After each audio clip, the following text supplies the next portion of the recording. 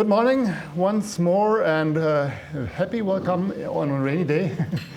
So my name is Niels Nissen. I'm from Fraunhofer ICM in Berlin. I'm heading the Environmental and Reliability Department at the ICM.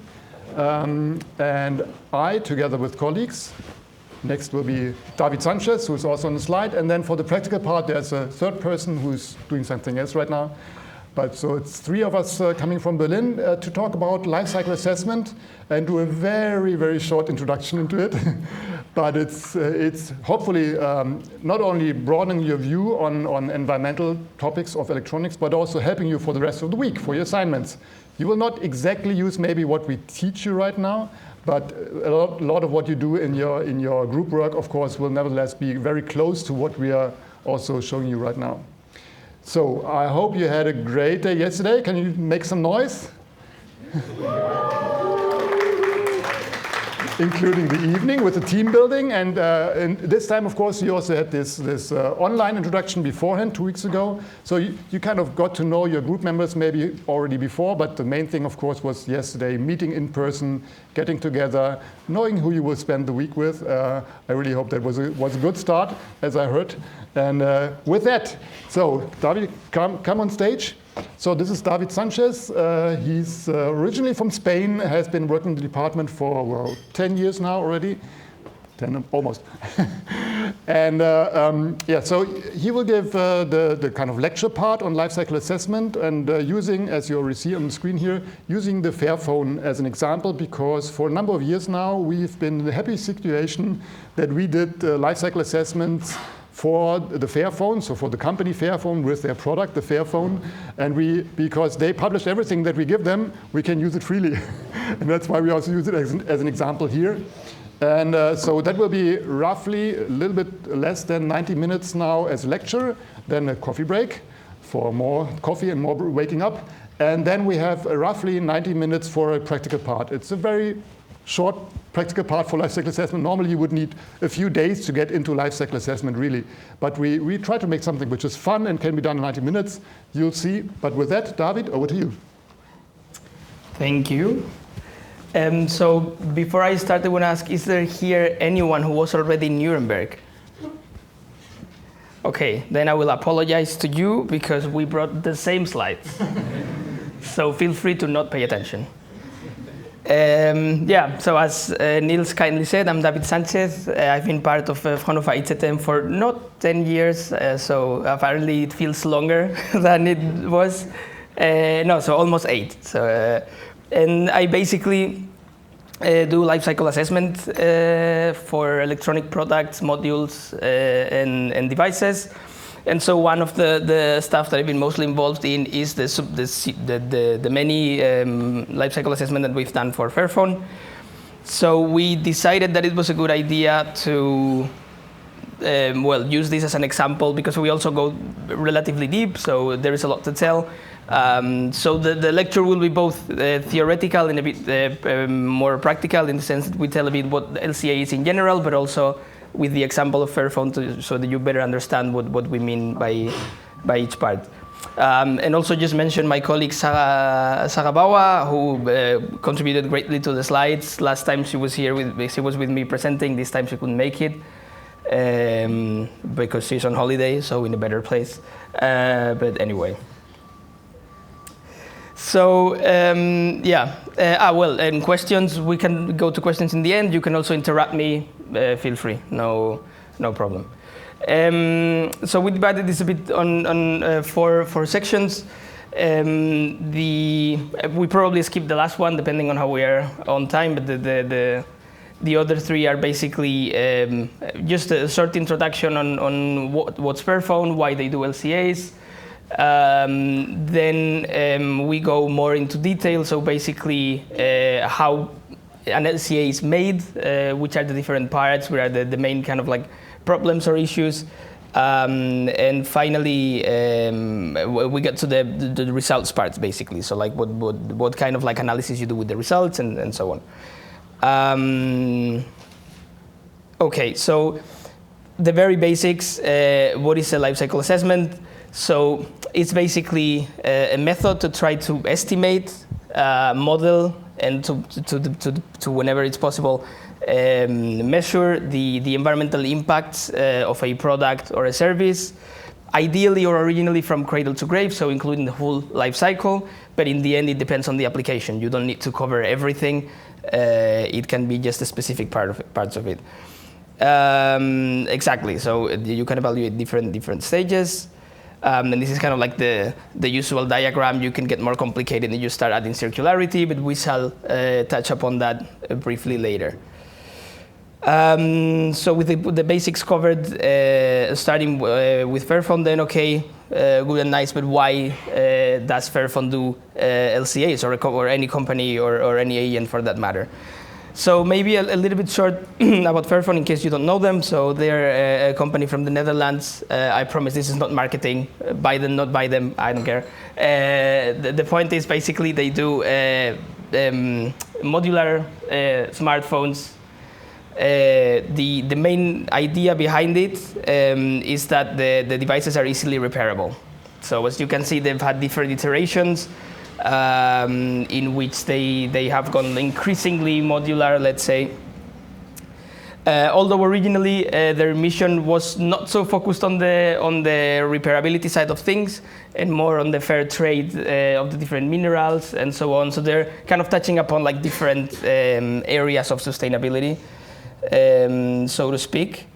Exactly, so basically including like more ethical supply chains, fair working conditions, so longevity in this case rather than durability, so through repairability mostly, also selling their own spare parts to allow for like a longer product lifetime. So to answer the question on why do they do LCAs, and also to connect a bit with the theory. So here we wanted to display the goals that Fairphone has to perform an LCA and divide it both into the always the same and the flexible, meaning always the same would be the questions that anyone who does an LCA is always trying to answer, versus, or like rather alongside with, the more specific questions that are concrete for the Fairphone, for the example of Fairphone. So the typical ones are, of course, just on a general basis, assessment of the environmental impacts of the Fairphone. So they want to know, okay, for our device that we are manufacturing, which are the environmental impacts that we are generating. And connected to that, the so-called environmental hotspots. So basically, you just don't want to know the numbers, but also you want to know, okay, where are the main causes for these environmental impacts? Because also the implication being that then you can focus your efforts on improving those aspects that are the most critical for your impacts. And in the end, every LCA will be answering at least these two questions. But then, of course, depending on your interests, you can get more information out of it. In their case, they had certain eco-design strategies that they're already applying. So also the analysis had to try to answer the question, okay, to what extent are these working?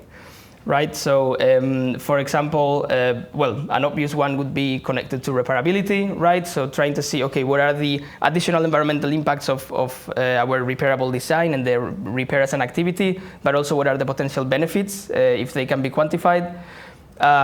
Also, another thing they're doing, at least they were doing for this model, was including recycled content in their device. So they also wanted to know, okay, how does this affect the environmental impacts of the manufacturing of the product then? And finally, they're also working with the supply chain to introduce renewable energies in different steps of production. So they also wanted to know, okay, quantitatively then what's the effect of this measure? And we shall see later on, but basically all these questions have an effect on then how you go about the work that you do when you try to model the device and so on. So with that, then the next question is, okay, we know why we want to do it, but then how do we do it? So as to how to do it, there is countless standards and guidelines. This is a bit imposing, but it's not that difficult. So On the top, you have the very general rules that more or less everyone usually follows. So, for example, the typical ones are the ISO 14040 and 44, which basically lay the basic ground for what an LCA is and how it's done. And also kind of like the general framework and guidance for the ILCD. And basically everything that comes under is based to a greater or lesser extent on these core standards. And then of course, as you move below, let's say, to the bottom in this graphic, you see more, let's say, specific guidelines. So for instance, if you go all the way to the bottom, so for example, the PEFCR are basically the so-called product category rules. So the idea is that not only you set the rules for how to do LCAs in general, but also how to do LCAs for specific products. Because depending on the products, you may want to focus on certain data points, and then you need more specific rules on how to better model this, or you have to pay attention to different indicators. We'll look into it a bit later, but this was just so you know that there is several guidelines already out there, depending on the level of specificity that you're looking for. Yes, another example, the EPDs that are here somewhere are also very typical, and they're very well, especially for building. Do I have? Yeah. So this is something that, for example, for the building sector is very well defined and established, and they have very specific rules on how to do this. Exactly. So in the end of the day, how is a life cycle assessment created? So in the end of the day, if you want to do a life cycle assessment, what you want to do is translate the real product into results. And you do that by converting it into a huge input and output table. In the end of the day, it's as simple as that. So life cycle assessment is nothing but defining a product based on the total inputs that are needed from the environment and the technosphere, and all the different outputs that it generates in terms of like expected products and outcome, but also byproducts, wastes, emissions, and so on. You put everything together, and then there's mathematical models that will convert this big recipe, so to speak, into effects in the environment. So a bit more complex, it looked like something like this. This is an example of a diagram that actually my colleague Zaga generated for the lifecycle assessment of a laptop, in which you can see already, this is still quite high level, but you can already see. So basically, you have, for the production, you start at the component level, although this already includes all the way to the raw materials.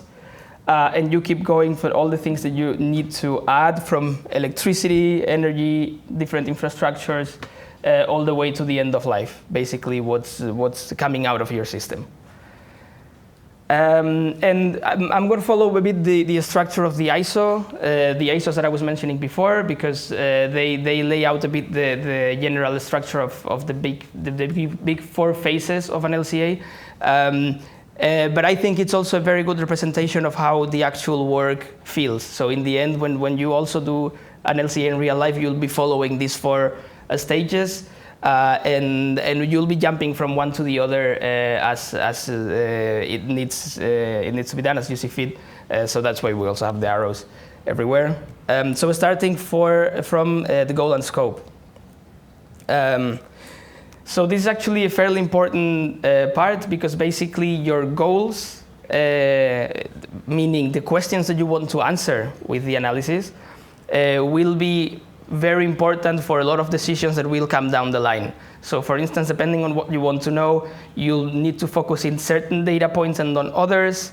You maybe need more quality data here, but not so much in this other part. Then for the scope also, what's in my system, what's out my system, that will depend also in the questions you want to answer. So for example, if in this case we wanted to know the environmental benefits or not benefits of using recycled content, which means that the route of recycling the material that goes into the phone was for us more important than what happens then with the phone after.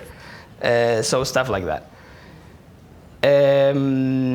Yeah, exactly. Your goals will also define probably the tools you're going to need to use ideally, the databases. So defining appropriately the goals is an important step. Exactly. So just restating what we already showed before. In the case of the Fairphone 5, the goals were very explicitly trying to learn about the environmental impacts of the Fairphone 5 and its accessories, the identification of the environmental hotspots, or namely the main drivers for the environmental impacts, trying to find out the benefits, if any, of using recycled materials, identifying the benefits of including renewable energies in different parts of the supply chain and the production process, and also trying to see what are the effects or the potential benefits of the improved repairability that the device had. Exactly, and also, and this, therefore, based on the goals, another important step is to describe your functional unit. So getting a bit into the theory of it, ultimately, although we're going to be talking a lot about products, basically, because we are focused mostly on like electronic devices or so, technically, life cycle assessment doesn't really compare products, but rather functional units. This means that it's not usually, I mean, you can define it as just this thing, but usually it's very important to include somehow the functionality, especially when it comes to comparative LCAs. In this case, we didn't go that much in that route because we weren't comparing it really to any other. But for the comparisons, it's very important to really include the functionality in the definition of the object of your study. So therefore, the functional unit can be defined then as basically a quantified performance of a product during a specific set of time. The typical example to illustrate this a bit better is the example of the wall paint. So if we wanted to compare two different wall paints, we could, of course, say, okay, 1 liter of this and 1 liter of this. But if one of them, for example, adheres much better or has a much stronger color, we probably need less paint to paint the same amount of wall. And that is very important for comparing systems. So let's say if we are analyzing only one, as it's our case, for example, with the device, it's perfectly fine to say 1 liter. In the end, you only need kind of like a reference for the environmental impacts, but when you get into comparisons, it's very quickly clear that the functionality is also very, very important. Another typical example is also light bulbs. It's also another example that comes up a lot. One can compare one light bulb versus another, but if we want to light this room, for example, depending on the power of the light bulbs, the efficiency and so on, when we need a different amount, and that has definitely a great impact on how they perform environmentally.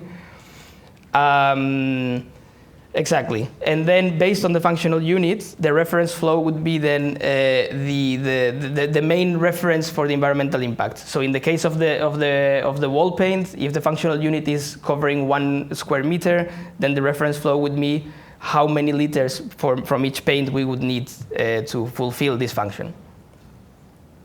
Exactly. So in the case of the Fairphone, the functional unit, we defined it as the use of Fairphone 5 and accessories for an assumed average lifespan of 3 years. Exactly. So as I said, here we're not comparing with other products, so the functionality is a bit less critical. But nonetheless, for the repairability, it was important that we set at least like a baseline duration for use. So we set it in 3 years. Exactly. So the third aspect in this first phase of the life cycle assessment, also very important, is the system boundaries definition. So basically deciding, okay, what's in my system and what isn't. Right? Seems like a trivial question, but it quickly becomes not so trivial. So theoretically, of course, the boundaries are basically defining the relationship between like the environment and the technosphere. They're going to be like the frontier that says, okay, what's part of the analysis, what's not. And this has to be decided based on, again, the goals. the object of the study, but also there is some practical boundaries limited by workload or data availability. So sometimes it would be ideal to include something in the analysis, but there's either not data or not the capability to do so, and sometimes that also affects what you really can include. So for example, in the case of the Fairphone 5, our goal was to include the entire life cycle, or at least the core process steps. This is in the jargon is called cradle to grave. The reasoning behind it is obviously that we are so in order to include considerations like repair, but also the use of recycled content and so on. It was important to also include the end of life, include the use, include the whole life cycle basically. But just here briefly, other questions that you'll be answering when defining the system boundaries are maybe not so obvious sometimes. So for example, okay, we include the manufacturing of a product, but should we include the building of the factory where it's produced? Should we include the different machines that are needed for the production? Should we include the transport of the employees from home to the company, etc., etc.? So ideally, of course, you could include everything, but it's not really possible. So usually, for example, that's the usefulness of guidelines and standards like the product category rules. Because usually, ideally, these documents would already tell you which things are relevant and which things are not based on screening studies, existing data, saying, okay, for example, yeah, building a factory is a big deal. It has a lot of environmental impacts, but you produce so many units in a factory that the marginal contribution of each is negligible, so it's usually not included, for example. So stuff like that. But in the end, there is no right or wrong. It's just a matter of what you want to find out, what are your goals, and what are your capabilities ultimately to model stuff. And another part that should be decided also upfront, although as I mentioned, there is a lot of jumping around when you're doing an LCA, is the impact categories. So this is basically, okay, what are the environmental impacts that we'll be looking into? So this is important because depending on which impact categories we want to look into, we will have to pay more attention to certain data points and not others. So the obvious silly example then would be if I'm measuring global warming potential, then energy use is very, very important. And I have to make sure that for all relevant process steps, I have the energy use. But if, for example, I'm more interested in my water footprint, then, well, energy use is not unimportant, but I have to really make sure that I have all the water intakes in my life cycle. So deciding upfront what is it that we want to look into is definitely relevant because it's gonna inform a lot of decisions to be made during the modeling process. Exactly. So there is I'm gonna get a bit later into which are the environmental impacts that we looked for the Fairphone 5. Exactly.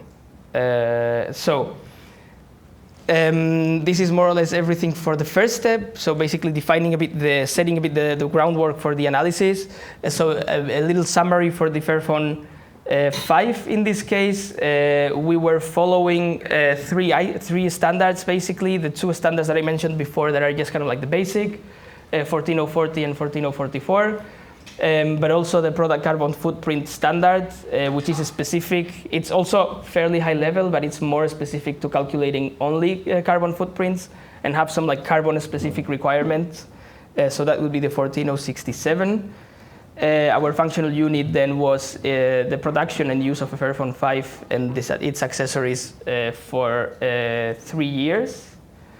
The impact categories we looked into were basically climate change or global warming potential, abiotic resource consumption, that's basically mineral and metal use, so how many mineral and metal resources are being used, ecotoxicity, which has to do with like the release of toxic components into different environmental reservoirs, so mostly bodies of water, but also the ground, and so on. Eutrophication, which has to do with the increase in I think it's like a phosphorus and nitrogenate in water bodies, which is basically gives a lot of food to algae, which boosts the population of algae and disrupts ecosystems in bodies of water.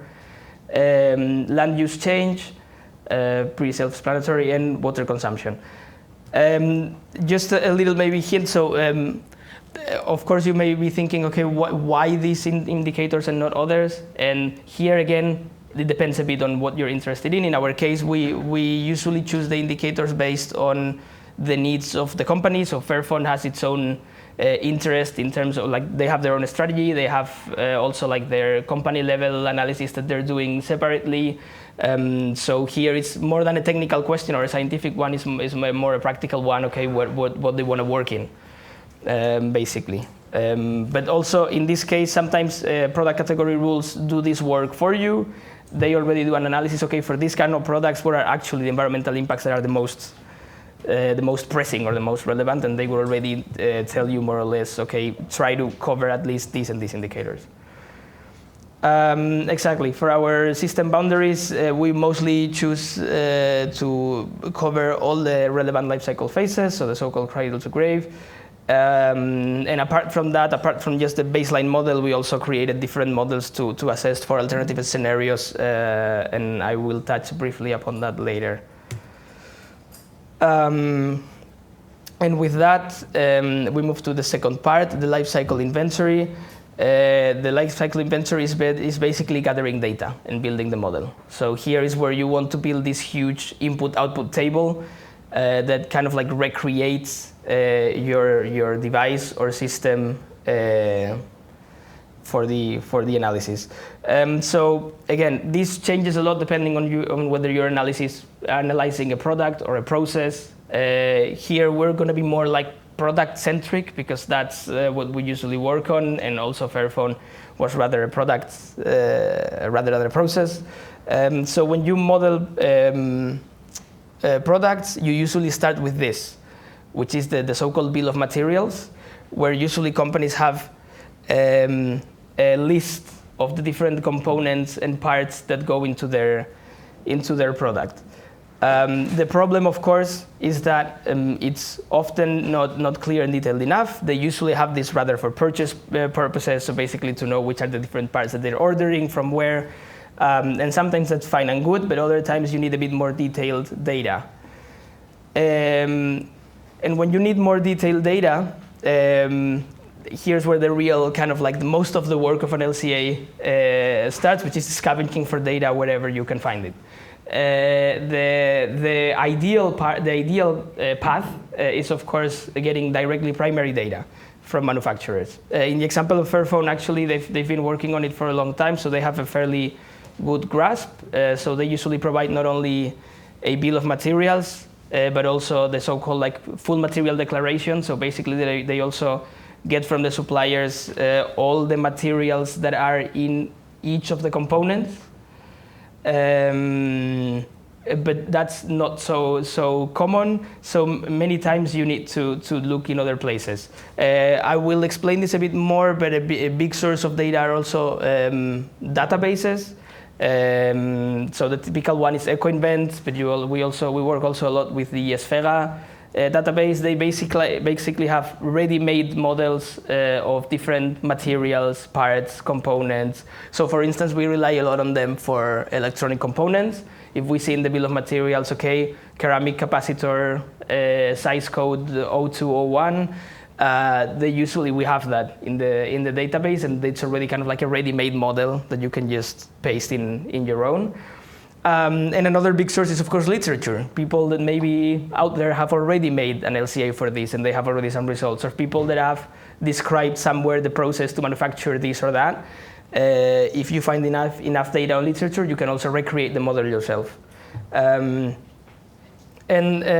maybe a couple of words on the bottom-up and top-down. So even when you get primary data, sometimes it's not exactly what you need. So many times you need to kind of like scale it up or down. Bottom-up, for modeling bottom-up, what we call this is basically, and it's usually the preferred way because that's the way where it's easier to know what are the environmental impacts or associated to specific process steps, but it's basically getting all the data starting from like process steps and build from there on as building blocks. So I have the manufacturing of this IC, the manufacturing of this resistor, the manufacturing of this PCB. I put everything together and it's a phone. But other times you just don't have that data. So for example, I don't know if I'll mention it later, but we used to model, we didn't have data for the display. So what we would do is basically go to the environmental report of the company manufacturing the display, and then you have all the energy and materials they consume throughout a whole year, and then how many square meters of display they produce, and you just top down assume, okay, more or less we can allocate this much to each of the displays. So again, these are just the kind of different strategies and places from which you can gather data to like recreate the product you're recreating. Another route to gathering the data you need is disassembling the product. So these are a couple of examples. So this is of course the Fairphone device, but here we have also some pictures we took ourselves from the Framework laptop. So basically, what you want to do here is try to identify yourself what's in the device. This is especially useful sometimes the company doesn't even have a bill of materials, or if you're doing it kind of like in an academic context where you cannot really contact the manufacturer and ask them, okay, what's in your product, then you just crack it open. But it has its limitations, obviously. So first of all, it works very well for single material pieces. So if you open a device, a phone, let's say, and you can extract the housing and say, okay, this is probably aluminum. You weight it, there you go. But for other elements, just opening and seeing what's inside is not usually enough. So for example, populated PCBs are difficult to take apart further. And also especially interesting are the integrated circuits. We will see this rather in the end, but a bit spoiler, the integrated circuits are the most important part, environmentally speaking, in an electronic device. They usually take up from half to even 80% of the emissions in the manufacturing, depending on the type of product. So you're actually particularly interested to know what's happening with the ICs and also inside the ICs. Which probably you'll get more insights in the next days. But basically, yeah, so disassembling is another route for data, but it's not always enough. I will get back to this point and talk about what other things can be done while disassembling to get a bit more data, the data that you need. But maybe a little excursus in the meantime to explain a bit how this modeling actually works, so that you get a better idea also what kind of data you're fishing for. So as I said, in this lifecycle inventory phase, what you're trying to do is basically recreate the product or the process that you are studying, and for that you're going to need an LCA tool, a software, and a database, or several databases. So in our case, we were working with formerly known Gabi, which now has a mouthful of a name, Sfera LCA for experts, in order to basically create model versions of the full device. So you can see here kind of like just a snapshot of what it looks like. So this is basically different modules. And inside each of them, we have further models. So for example, here is just like the battery cover. They give us a list of materials, and we can use these ready-made data sets that I was mentioning before to kind of cover for everything. Here we have the assembly process, including the energy, different consumables, and so on. But what are we doing here, really? What are each of these blocks? Well, so for example, for each of these ready-made data sets for, let's say, for nitrogen or even for a capacitor, for whichever it is that you use ready-made data sets, what you have inside of them is a full life cycle modeling of its own, where they include, okay, if we want to manufacture one single capacitor, we're going to need a certain amount of raw materials. Then you're going to have to go through a series of different processes. Each of them has its own consumable inputs, different energy inputs, different emissions to different bodies, so emissions to the air, maybe emissions to the land, a series of waste that is generated and it's treated as part of the production process, to end up having the component that we add to the model. So you basically use the databases or other sources of data to fill that in for every component and part of the bill of materials. Then you add the final manufacturing processes to put together the whole phone, and then you have the phone already. The problem, of course, is that this is a huge amount of data that you need. It's not always available, so in practice you end up having something that looks like this. So for some components, as I mentioned, you will use just ready-made datasets extracted from a database, which model the full component manufacturing, and that's done. Sometimes, for example, what I'm trying to show on top is that sometimes you have to model it yourself, but you don't have all the data. So you model a component and you model maybe only the materials that are included, but you're missing the processing. Some other times, maybe you have a ready-made component for the raw material, ready-made data set for the raw materials, and you can kind of find a similar one for the processing, so you use that. So in the end of the day, you end up with something that looks like this, in the sense that usually, especially when modeling products, let's say that the primary data, the data that you have that actually reflects the real product you're modeling is, let's say, this recipe, this bill of materials, knowing what's inside, but then everything that pertains what the upstream supply chain, so basically what's coming before, you have all these components and parts, you will usually be using generic data, either because you're using directly ready-made data sets, or you're using literature, or you're using even assumptions sometimes. Then you'll be just feeding this kind of like generic data to the model, adapting it to the real product, and then usually also when you go down in the life cycle,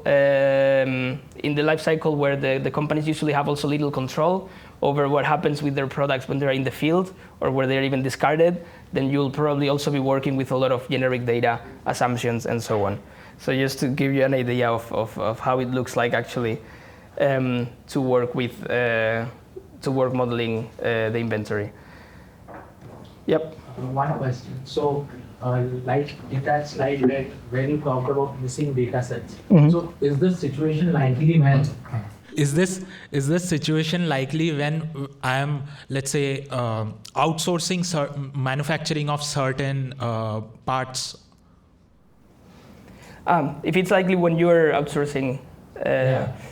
Yeah, I mean, yeah, definitely. I mean, it can happen for many reasons. So, for example, you don't even need to outsource. Sometimes, let's say Fairphone, for example, they don't manufacture their own components. So how each of their chips is manufactured is something that they don't really know. And that's where you will usually use generic datasets and say, okay, a logic chip, we have these models of how they're usually made, and you're going to use that. But sometimes maybe for a specific type of chip, you just don't have the data. So that's where it happens. Yeah. Okay, but in this scenario, we can also, I mean, there must be a difference between the real data and the assumed data, and that might result in an erroneous result, right? So how do we tackle that? Good question. So what you usually do is basically you iterate. So you first do the best you can with the data you have. You see the results and to try to get an idea, okay, what are the most relevant elements here? And if you see that you have, let's say for a very important component, you're not entirely sure about the data, then you have to go back and make efforts to get better data. And then two things can happen. One, you get better data, that's great. Or the most common one, you don't. And then the usual thing to do here, and I'll show it a bit later because we had that during the Fairphone fight with the display. You do the so-called sensitivity analysis, and you go like, okay, unfortunately, I didn't get better data. So what I do is either from different sources that I did get, or kind of just artificially varying certain key parameters, at least get an idea of what the effect of this uncertainty is. And then you communicate that transparently, and at the very least, you can give an idea of, okay, what are the margins here that we are working with. But yeah, the data is a big problem. I mean, the problem is that the life cycle assessment is a very data sensitive analysis, and sometimes the data is just not there. And many times you just make do.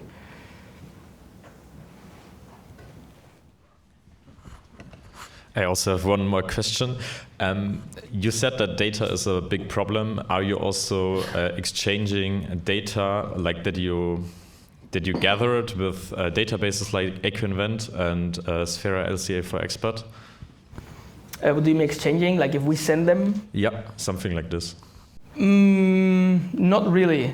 So for Sphera, they don't. As far as I know, and correct me if I'm wrong, I don't think they just accept data donations like that. They work more because they also do LCAs. So as far as I know, they just the people they do LCAs for, part of the agreement is that they use the data to expand their database.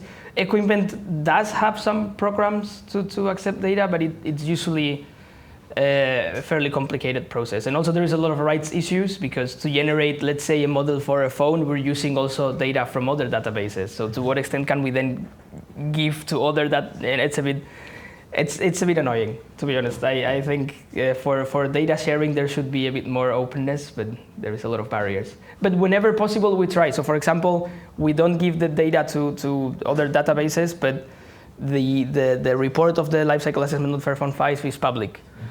So whomever is doing an LCA and may want to consult our work to get data from there can do so. So at least in that sense, we try to be open. Yeah, thank you. Thank you. Okay. So exactly.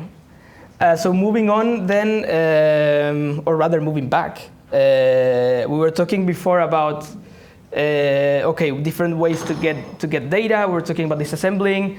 But of course, when disassembling, the question is what kind of data points I'm looking for.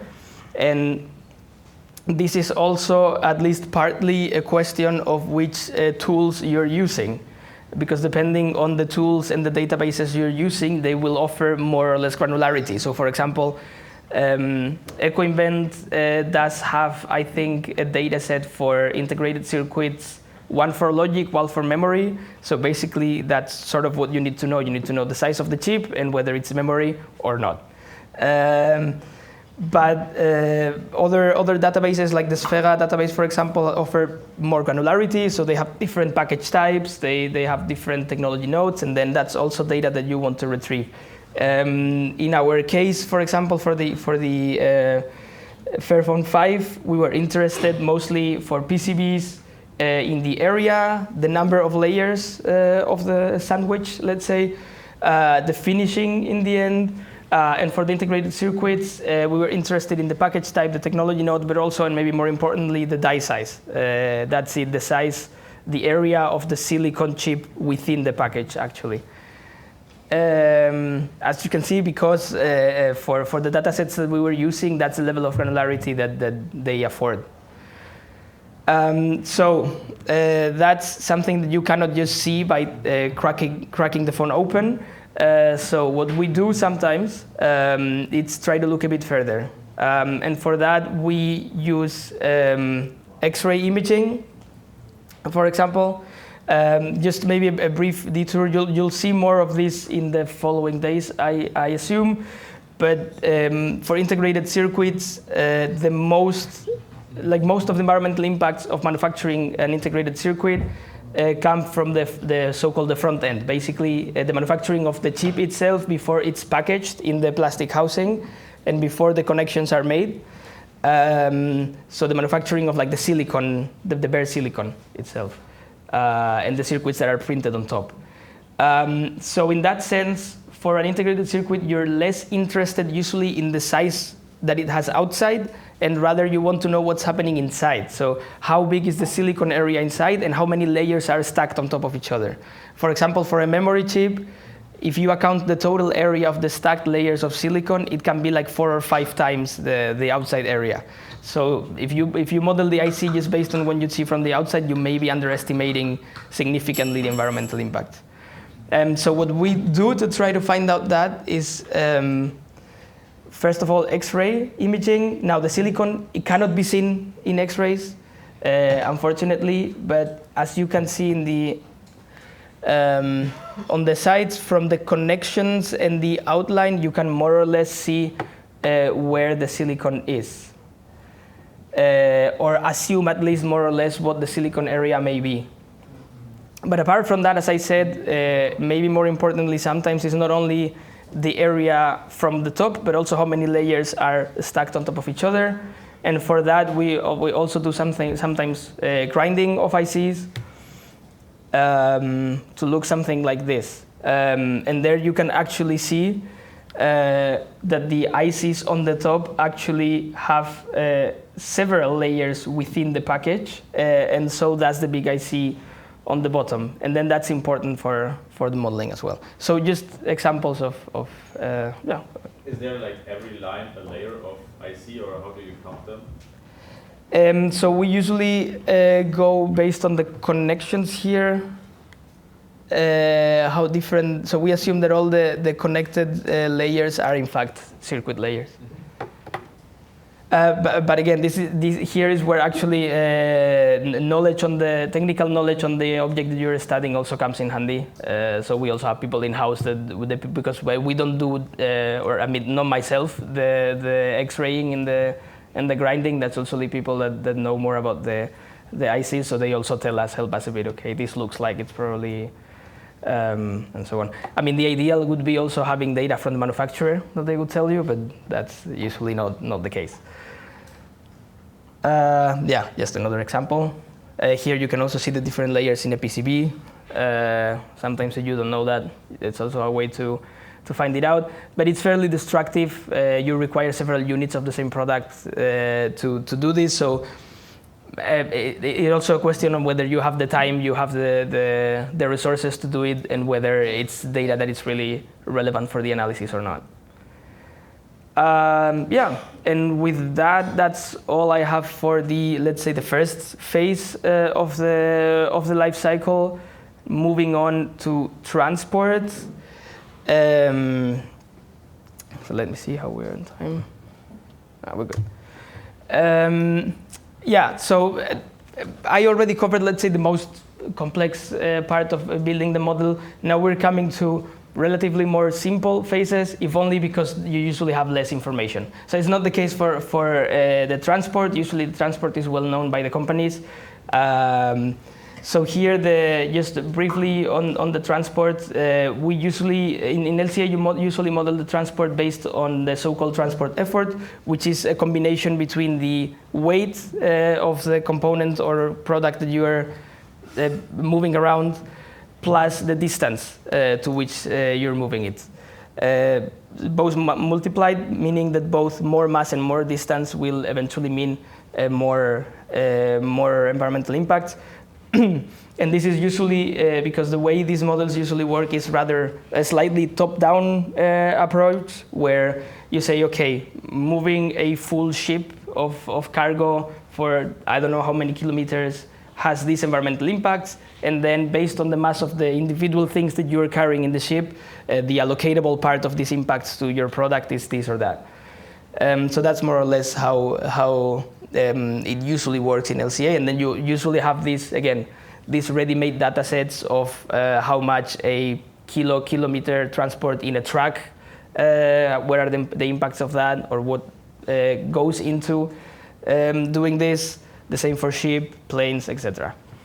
But of course, you still need to answer some questions. So, for example, for the case of Fairphone, we usually do like an average scenario, because of course they sell to different countries so just only for the transport to the customers, they sell to several countries in Europe in different volumes. So the question is, okay, do I want to pick a specific example? So for example, how the impacts of taking a phone to Germany. Do I want to take an average? In our case, we took the sales split and just made an average of that, a weighted average of that. But you can do it. You can go about it differently. Yeah, just a snapshot of what the model more or less looks like. You have like different means of transport in the different sections. You just cover it with data sets and adjust the parameters. Then moving on to the use phase. Now this is a rather simple one, but just because the product has a simple use. So in the use phase, you basically want to include all the, again, inputs and outputs that the use of a product entails. You know, in the case of a phone, it's relatively simple. It's just the energy that it uses throughout its life. And here, of course, the most important thing becomes the energy mix, especially for carbon emissions, because the composition of the energy mix that will be powering the phone then has a significant effect on the environmental impacts. But there is also another aspect. So, of course, another question that we had to answer is, okay, how often do we assume that a person charges their phone? Because that will eventually determine how much energy they're going to draw in 3 years. And then when we started doing this analysis, we went to literature and say, okay, if we could find more or less the average usage. In the end, now we have data that Fairphone gathers from their users, so we know more or less how often people are recharging their phones. You could also approach this differently and kind of like more bottom up, if you will, and say, okay, if using the internet uses this much energy and watching videos uses this much energy, I can build a profile of a user. Again, here, this is again a question of goals. How important is for you the use phase and finding out the effect of different usage patterns in the environmental impacts. If it's very important, then you may want to go the extra mile to make this a more complex model. If not, you can keep it relatively simple. Of course, for other products, this could look differently. So, I don't know, let's say like a washing machine, maybe here it's not only about energy, but also different consumables that you may need to properly use a washing machine, maybe repairs, maintenance. That depends a lot on the product you're analyzing. And last but not least, the end of life or disposal. This is a tricky one because this is usually where you have the least information. And not only because the companies usually have not really a lot of idea of what's happening with their products when they're disposed of, but also because there is not a lot of data out there even to build like generic or high-level models. Also, you have different things can happen. Some people may keep their phones. Some people may just throw them incorrectly in the normal bin. Some people may properly dispose of them. So usually you can base yourself a bit on the statistics to build an average and say, okay, part of my phone is going to be thrown incorrectly, part of my phone is going to be thrown correctly, or maybe you want to focus on one strategy, not because it's realistic, but that's because the one that you want to get information from and see the impacts of proper recycling, for example. But again, modeling of end of life comes with usually a lot of uncertainty because you cannot account for everything that could happen and the data is scarce. So ultimately, you also have to see what end-of-life processes you can model with the data you have. Another question, maybe more methodologically interesting, that usually happens here, especially for recycling, is the so-called allocation. So allocation is basically the question of how we distribute the environmental impacts of a process alongside the different outcomes and outputs that it has. So a typical example is recycling. So usually for recycling, we have a material that is leaving product A, and through a series of processes that are applied to it, it reaches a product B. But then we quickly run into the question, okay, where do the environmental impacts of product A end and the environmental impacts of product B begin? And that's, again, there is no right or wrong. It depends on or the things you're interested in. So, for example, in the case of the Fairphone, the way we modeled it was because we were more interested in knowing the environmental benefits or not benefits of using recycled content in the phone. Then we assumed that the whole like recovery processes are part of the product that is using the material. So basically the recycling, if the phone had recycled gold, its recycling was part of the environmental impacts of the phone, but then the recycling of the gold that is in the phone is already a problem of the next product, let's say. But then again, this is a question that you have to answer depending on your goals, depending on what you're looking into. But it usually comes in different parts of the life cycle, but very prominently when it comes to recycling in the end of life. And then, of course, yet the question, sometimes some people do this, whether you want to get a price or like credits for avoiding production of new material when you recycle stuff. So, because another issue with life cycle assessment is, of course, the more data you have, the worse, in a sense, because the more data you have and the more processes you can model, the higher is going to be the impact. The more things you do, the more impact you have. So that's usually not ideal for recycling, because we all know that recycling is a good thing, but usually if you start adding recycling processes to your end of life, it will look worse and worse. So a way that many people try to quantify the benefits is by adding the so-called credits, which is basically negative impacts for the materials that you avoided to have to produce again. So if you recover 1 gram of gold, you can add to your life cycle assessment the minus of not having to produce that gram of gold. It's perfectly fine to do it as long as you transparently communicate it and not just subtract it without telling anyone. But it's, again, another question of allocation on whether you want to do that, depending on the research questions you have. And with that, we move to the third, let's say, step of life cycle assessment. So basically, we already have the inventory model. We already have the model of our product. And now we finally want to know, okay, what does this mean in terms of environmental impact? So this usually has a couple of steps. The first one is the so-called classification. So basically, classification means taking all the input and outputs that we have gathered of our system and grouping them depending on their relevance. So if we wanted to look into global warming potential, for example, then for us, the CO2 emissions to air and the methane emissions to air are relevant. The cadmium ion to water, not so much. But if we're looking into human toxicity, then it does become relevant. So it's grouping the different inputs and outputs that we've gathered, depending on the different indicators that we are going to be looking into. And once they're grouped, you go to step 2, which is the characterization, which is basically, this is based on already existing models and so on, which is basically converting all these different flows into a reference flow that can be added together. The typical example is with global warming potential.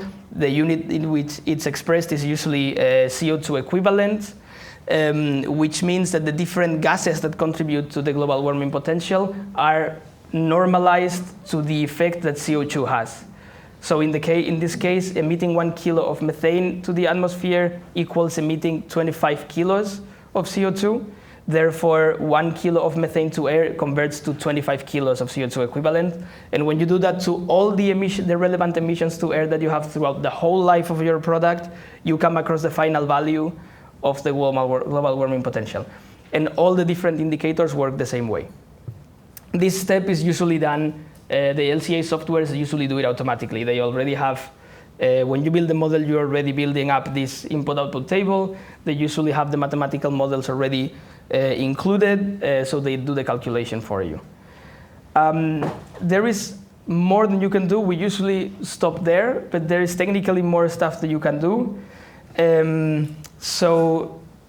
Yeah, in the longer list, you can see the so-called midpoint indicators.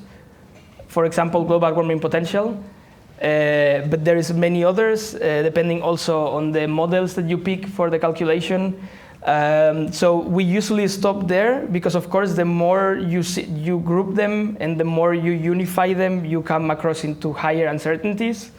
And ultimately, for communication, it's also interesting to be relatively precise so that people know which kind of impacts you're talking about.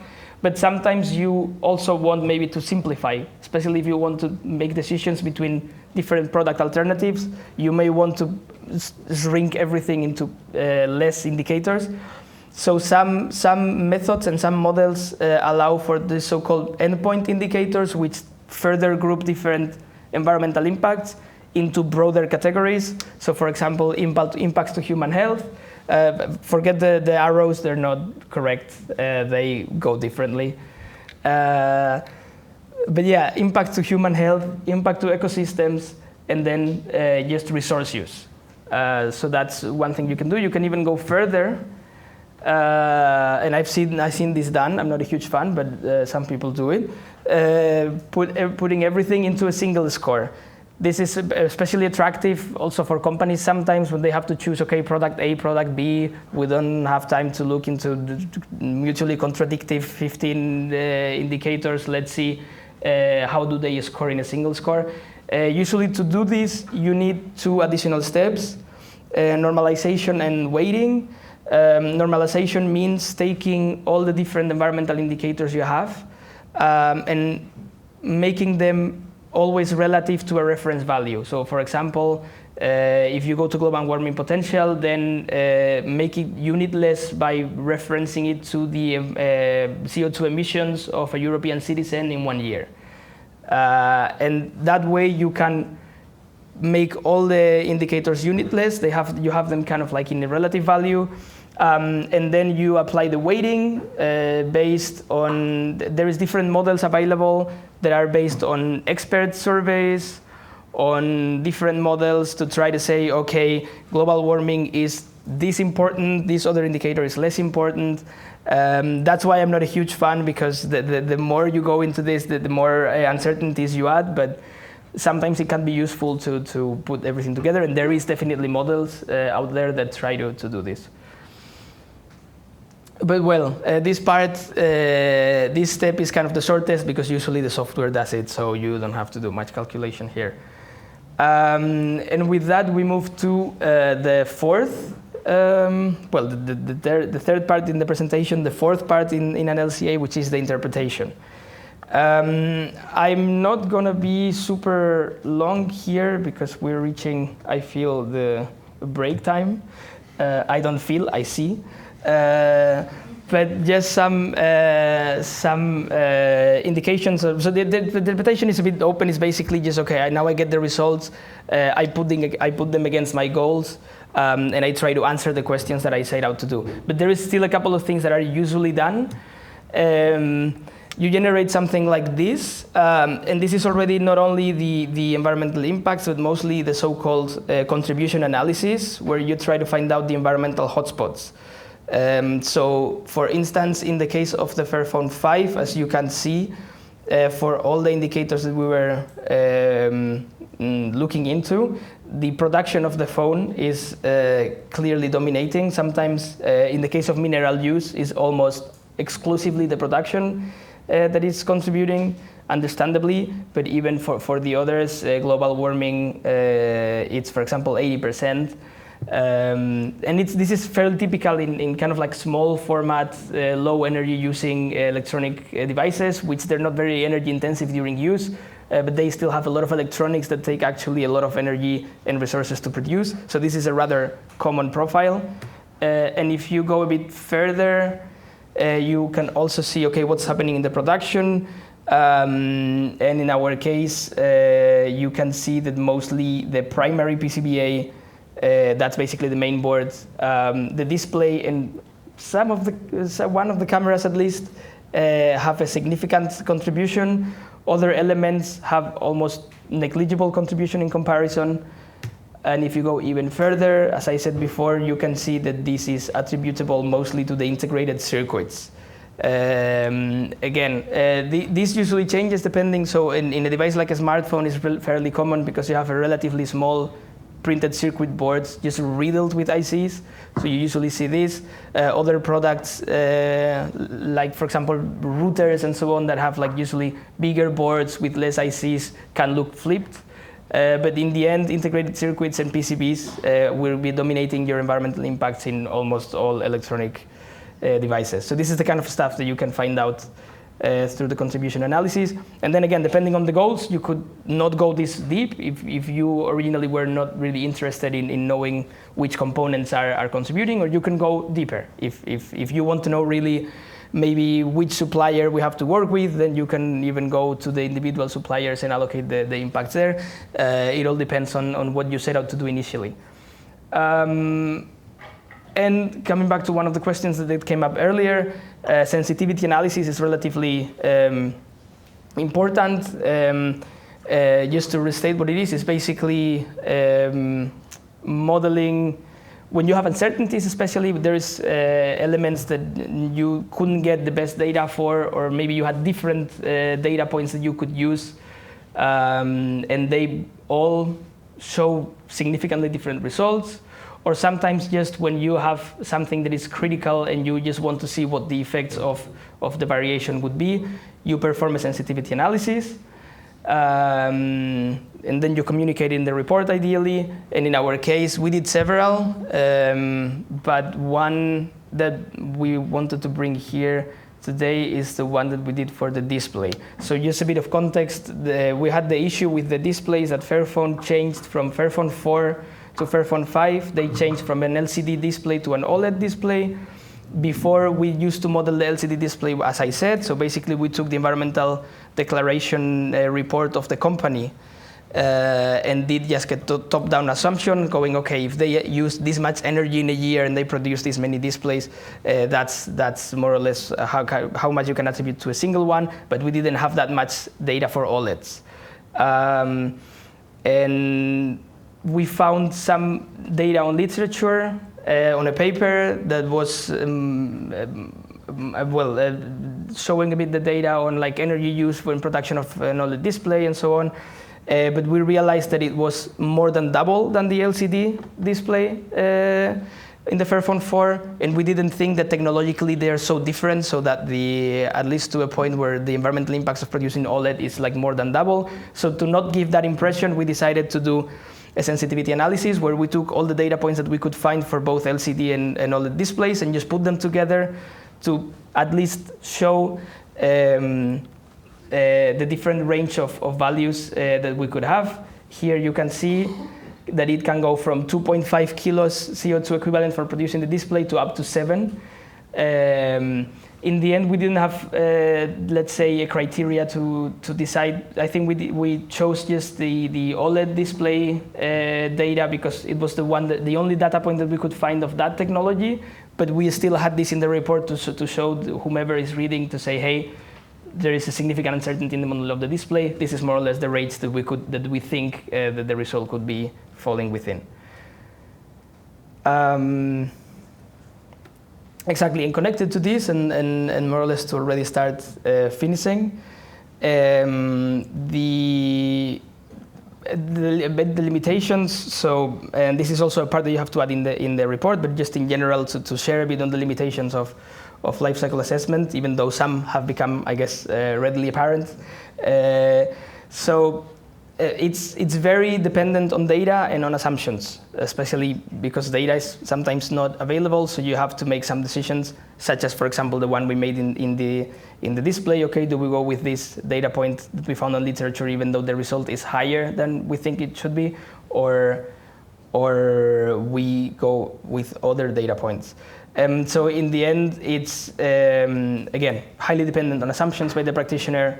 It's highly dependent also on the data you find, rather because you may have data gaps that you cannot really deal with, or because you only have access to rather old or potentially inaccurate data. And also the tools and databases that you may have access to may not always be the best for the system you're analyzing. So ultimately, reporting, which could be kind of like the last step or part of interpretation, like properly reporting the LCA, properly reporting the decisions you took along the way, how you've modeled things, where is the data coming from, is fairly relevant, because unfortunately you cannot always deal with the lack of data, but at least it's important that you communicate it so that whomever is going to use your results or just read them can properly interpret and use what you produced. And with that, I think we still have some 10 minutes. I don't think I think this last section we can skip, so maybe we can skip directly to questions before the break. But that's all I had for today. So thank you.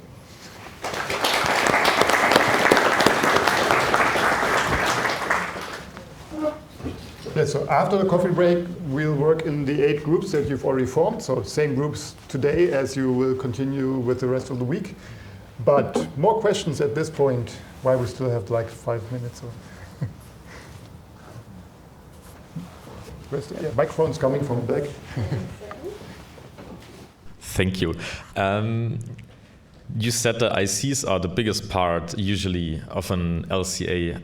Are there any approaches to recycle ICs or to reuse them? I mean, it's quite difficult, I think, because they're getting old and stuff, but also there's like a potential to reuse them, and then you can share like the carbon on 2 product systems or something like this. Is there an approach? So as far as I know, there's work being done in this. I'm not personally involved. I think our other colleague, Leo, has been doing this. There's work being done. Now there's a lot of questions on the reliability of such approaches. Also, sometimes in desoldering, there is a significantly high, I think, risk of damaging the ICs. So I think, as far as I know, there is work being done. There is not yet a standard procedure. And then there is also the question of missing business models for that, let's say. So also companies usually don't necessarily have like a take-back system when they can get back their boards, rework them. I believe even Fairphone was working on that at some point. They did mention that they wanted to implement that, but I never heard back, so I'm not sure. So for a company like Fairphone, a small company, they would not do IC reuse. They might, and they want to have a marketplace for their modules, like a camera module or stuff like that, so that can be reused again.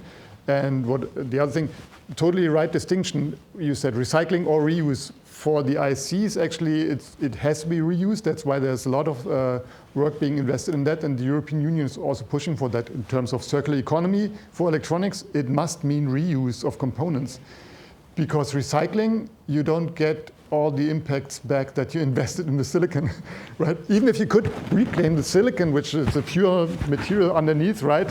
But after you've processed it and everything, all the energy, all the chemicals that go into manufacturing of the semiconductor are lost when you just recycle the material. And what you can actually recycle from electronics is mostly the metals, but not the semiconductor. Thank you. I think maybe just one thing. Yeah. Just arrived at a good time. So, it's also starting to be the case. There are like some companies that are working on this topic, but most of the time, for now, it's not for environment, but more for everything related to the quality of the chips, and they want to reuse them. And also in the business cases, what's happening now is more the entire PCBs are reused. And that's going to reuse the entire PCB, as you don't have to desolder all the components, where like the reliability can be a real problem for it. Hi, I would like to understand who is pushing this market, because it sounds expensive to do an LCA. And so for the Fairphone, which is a niche market, I think, so that's a unique selling point for them to have something like that. But who else is interested in that, or where's the money coming from? Can you tell us more about that? Yeah, so many big companies are definitely automatizing this. I think some companies are now using AI also to automatize, because actually the most time consuming and what makes expensive to make an LCA, it's really the modeling part. So when you're scavenged for the data, when you are doing a lot of models for products that are fairly similar, you can do the scavenging of the data once, and then just use these assumptions that you already made for new models. And so big companies have their ways of streamlining it for sure. And as to where the money is coming from, and in the case of Fairphone, they devote their own resources for that. As you said, it's a selling point for them, so that they have the interest. For other companies, it depends. As part of Green ICT, some companies are jumping on this like validation project, so to get a bit of LCAs done for free. So. But this means, besides from the customer money, who's interested to buy such products, nobody else, or not the government, or anybody is pushing money or regulation into that, or is it different? Well, yeah, depending on what product you produce, there are regulations which also mean that the manufacturer has to supply data. That was also the example with the building products, where that's already in place. So if you want to market insulation for a building or an elevator, you already have to supply environmental data, which is calculated according to a specific rules book, so that you can't just decide that, oh, I want to push my calculation more in this direction or in that, but everybody uses the same structure. And that's also coming for electronics, although it's not kind of as demanding, or not, the demand is not as high and the regulations are not in place yet, but it's for some product groups it's happening. Well, I don't want to go into all the details, and maybe we'll come back to that, for example, in the evening in the discussion round there. So there's also something like, which is called the Digital Product Passport, which is one thing that the European Union is developing and pushing, so that the base information about all the products we have are available digitally, and some of the products will also have an inclusion of environmental data. So that's another push where the companies, well, if you are in a certain product category, you have to supply environmental data. And then the other thing, which is maybe the main pressure in industry actually, is if you are a supplier to another company and that company asks you for environmental data, if you want to do business, you have to supply data. So within the industry, much more of the environmental data is now being transferred through the supply chain. But we as researchers and also other consultants externally sometimes don't have access to that data. So companies now slowly have more data. But then there's also examples where we have companies where we thought, well, they're doing really well. And then they approach us and we find out they don't have any data from their suppliers yet. So it's like some are still starting at zero. And others are doing quite well already in automizing, in getting the data from the suppliers. Thank you. Well, thanks as well. All right, well, if there's no immediate question, we're still here for another 90 minutes for the practical work. So now it's a half-hour coffee break. And after the coffee break, we go into the group work. So I guess we'll use the tables here. So like 2 groups here, 3 groups in the next room, 3 groups in the room behind that. And the 3 of us, so just introducing Leos, which just came in. Here, no? First introduction here. Oh, yeah, sure. Sorry, yeah. There's still another 10-minute introduction when we start this. Yeah. And then we spread out into the rooms, yeah. So, but right now, coffee break for half an hour and then come back here.